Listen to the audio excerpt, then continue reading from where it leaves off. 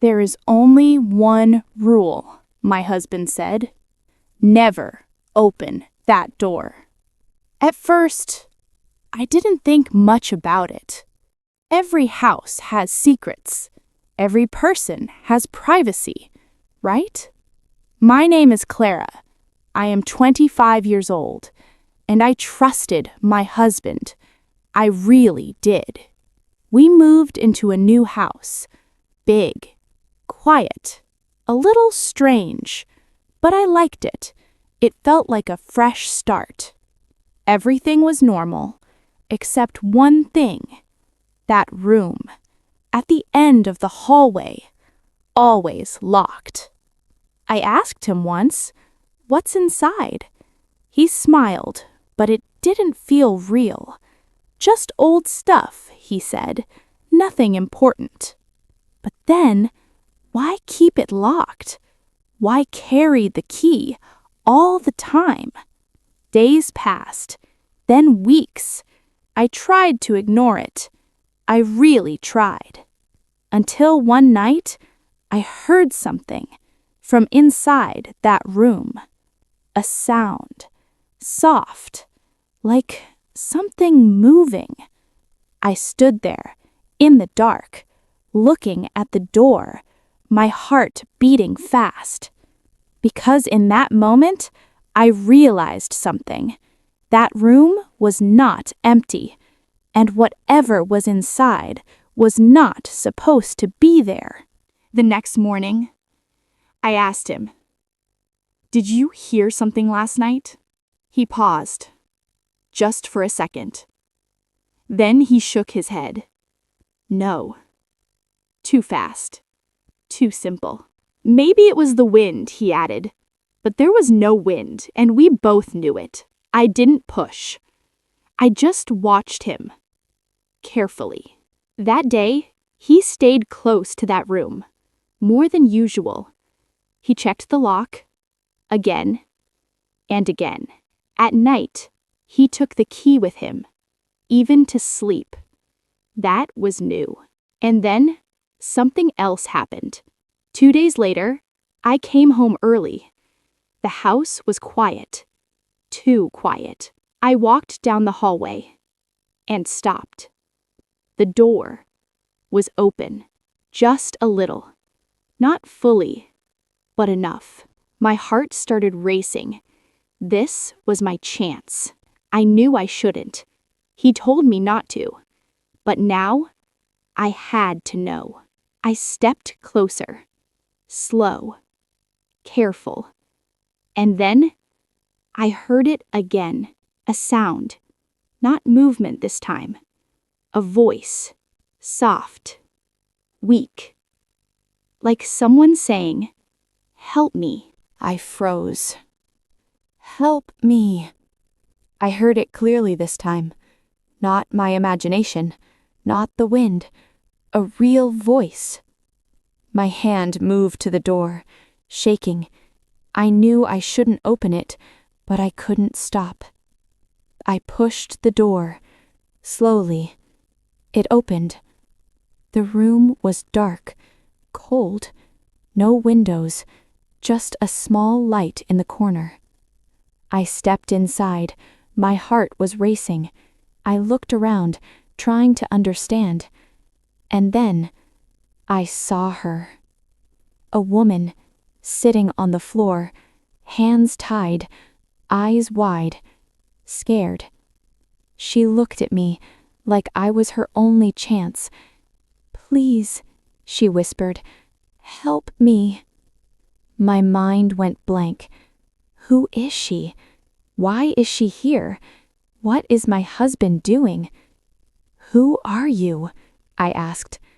Her lips moved slowly. "My name is Clara." His voice, behind me. I turned around, and there he was, standing at the door, looking at me. Not angry, not surprised, just cold. And in that moment, I realized something terrifying. I wasn't supposed to see this, and now I didn't know if he would let me leave. "What are you doing here?" His voice was calm. Too calm. Too calm. I couldn't speak. My eyes moved between him and the woman. What is this?" I asked. He stepped inside, closed the door, slow, careful. "You were not supposed to see this," he said. My heart dropped. "Who is she?" I asked again, this time louder. "She needs help. She's dangerous." I froze. "What?" "She tried to hurt me," he said. "She's not who you think." I looked at her. She was shaking, tears in her eyes. "That's not true," she whispered. "He's lying." "Stop talking," he snapped. That was new. I had never seen him like that. My mind was racing. 2 people, 2 stories, 1 truth. "Clara," he said softly, "trust me." Those words used to mean everything, but now I wasn't sure, because for the first time I started to wonder, what if the person I trusted the most was the one I should be afraid of? I looked at him, then at her. My heart was racing. I had to decide. "What did she do?" I asked. He didn't answer right away, just watched me. That felt wrong. "She followed me," he said finally. "She's obsessed. She tried to ruin my life." "Then why is she tied?" I asked. No answer. "She's lying," the woman said quickly. "He told you that, right? He tells everyone that." "Everyone?" "What do you mean?" I asked. Her voice was weak, but clear. "You're not the first," she said. My chest tightened. "What?" "He finds women," she continued, "marries them, brings them here, and when they start asking questions, he locks them away." "That's not true," he said loudly, but his voice was different now. Not calm, not controlled. I looked around the room again, this time more carefully. Scratches on the wall, old marks, not fresh. A second chair, broken. A chain on the floor, rusty. This wasn't new. This had happened before. I slowly stepped back, away from him, my voice shaking. "Tell me the truth." Because now, I wasn't just scared of the room, I was scared of the man I married. "Tell me the truth." My voice was shaking, but I didn't move. He didn't answer. He just looked at me, long, cold. Then he smiled, slow. "That doesn't matter now," he said. My heart dropped. "What do you mean?" I asked. "You were not supposed to come in here," he said. "And now, you know too much." I stepped back. He stepped forward, slow, controlled. My mind was racing. I had to do something, fast. "She needs help," I said quickly, trying to keep him talking. "You can't do this." "I already did," he said. My chest tightened. This was real. He wasn't lying. I looked at the woman. Her hands were tied, but the rope was loose. I moved slightly, very small steps, trying to make no noise. "What are you doing?" he asked, his eyes sharp, watching everything. "Nothing," I said, but my voice was not steady. Then suddenly, I pushed him, hard.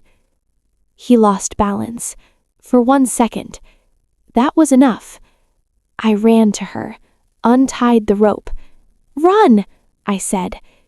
He stood up, angry now, very angry.